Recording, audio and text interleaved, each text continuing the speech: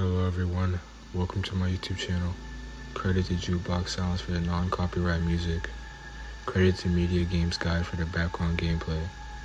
Shout out to Reddit for the stories. Let's get right into it. Story number 1. Something invited itself into my friend's home. When I was younger, I had a next door neighbor named Lexi. Lexi was my best friend. Our parents would go on trips on motorcycles with each other. We would camp at one of our houses until they came back home. It was completely normal for us. We have never ever had any paranormal events prior to this one specific night. We were sitting in the bedroom, talking, doing what we normally did. We saw a bright light through our window, followed with the sound of motorcycles pulling up in the gravel driveway. We instantly thought, okay, our parents forgot something. But before we could even get up to leave the bedroom, we heard knocks and a soft woman's voice say, "Hello?" The front door opened. This was a familiar sound because the door scraped against the hardwood flooring. We panicked, thinking there was an intruder at this point because this woman didn't sound like our family. We scouted the house, scared out of our minds, just to find the front door wide open and nobody in the driveway. Nobody was in the house. We were finally relieved. We walked back into her bedroom, but before she went to enter, she collapsed onto the floor. She started sobbing. I didn't know what was happening. I was scared.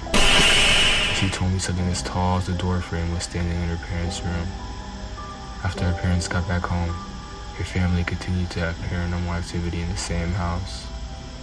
Later on, they moved out. Story number 2. Catholic Ghosts. I managed a venue that used to be a Roman Catholic church, and it was then abandoned and used as a flop house for many years. I'm frequently in the building alone late at night by myself, closing up after shows and nightclubs. Several strange things have happened to me there. Number 1, I was really busy setting up for an event, and I was walking along the mezzanine area toward a room that everyone had told me was haunted. While I love ghost stories, I don't really believe in the supernatural on a fundamental level. The last thing in my mind at this time was spooky stuff. I was en route from one area to another on a mission to some logistical task or another. I paused at the railing, and suddenly I felt a sensation of being grabbed hard around the ankle, as though from below, which made no sense as it was a 25-foot drop down to the main floor. I leapt backwards and started shaking my leg, and I looked everywhere, but saw nothing. Number 2, I was taking a meeting in broad daylight with a collaborator. We were sitting on a plush couch in the middle of the space, enjoying a conversation about a potential series of events we could do. Because it was a business meeting, I left one cushion of space between me and himself on the couch. Suddenly, mid-sentence, I felt a distinct sensation of someone walking up to us and sitting directly between us. We both paused and just stared at the cushion, which was moving. There was an impression as though someone had sat down. There was a palpable energy and tension in the air, of hope for all the world as though an invisible person was sitting right there. We sat frozen in silence for about 30 seconds. It was actually a long time in the middle of a business meeting, staring at the cushion, until I finally waved my arms through the space in exasperation and laughed. We were both confused and shaken and ended the meeting quickly. Number 3, I had to supervise a group who was rehearsing in the space. I was hungover and got in the morning. We led in the group and went upstairs into a secluded area to take a nap on the couch and wait out for my shift. Mid-nap, I woke up suddenly and heard someone slowly descending the stairs from the bell tower. I froze and kept my eyes closed, speaking with someone from the rehearsing group, and I just wanted him to go away. The footsteps drew closer, and I heard what sounded like a man muttering to himself under his breath. As he leaned over and grasped my hip hard, he squeezed it until it hurt. I let out a yell and opened my eyes, but there was nobody there. Probably just sleep paralysis, but it was very odd. I've never had a sleep paralysis incident before, so I'm not sure what it was. Number 4. Multiple instances of seeing figures in the mirror, hearing doors slam, etc. People calling my name from distant corners. When I'm there, all by myself. The custodian once told me she refuses to clean at night anymore, so she had heard someone quietly praying in the confessional at 3 in the morning. Everyone likes to claim it's the ghosts of these Irish Catholic priests and their parishioners. But in my opinion, in many years the church sat empty and desolate as a last resort shelter for drug addicts and prostitutes. Is the more likely window of time where people might have died desperate, lost, and in pain. Number 3. Extended family. This one's not very scary, but it's a little tragic, so here it is. Before I was born, my entire family and extended family all went to the beach one day for a picnic in Pakistan. Now, I don't know the exact details, but however, back in the day, the smugglers used to bring in electronics from various countries to resell them with boats.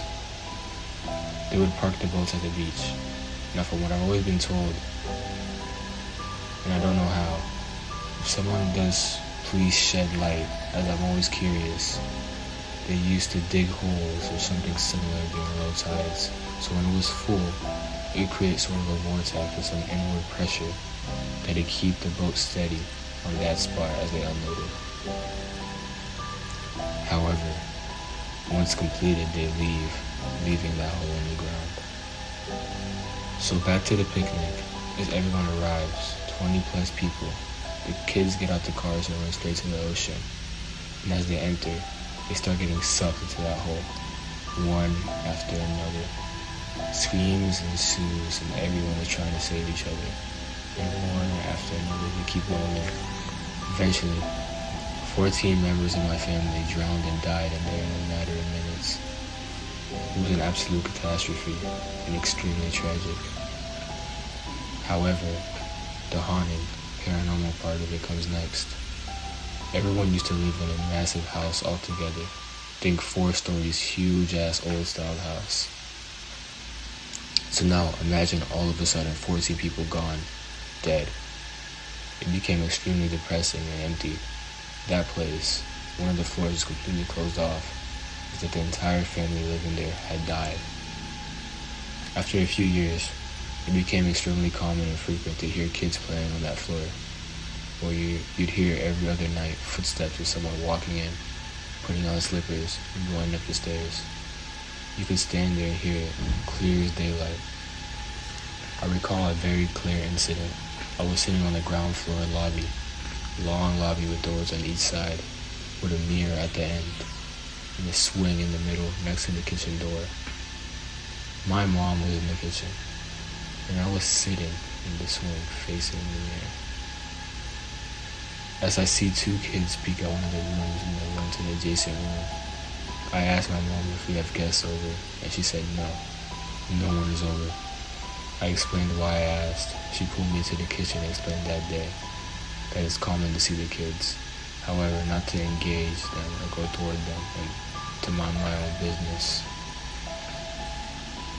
It became extremely common for us to spot these things as we lived there, but no harm was done. Once my tutor came home, sitting in my room, and I'd always close the door to my room so there are no distractions. Once he came about, he was sitting facing the door which I left open as I was alone at home.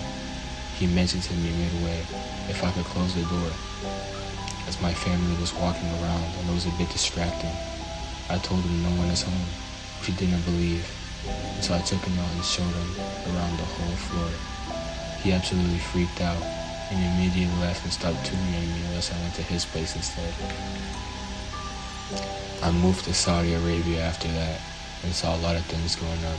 But thankfully, I'm not as scared of such things, experiences, so I don't get freaked out.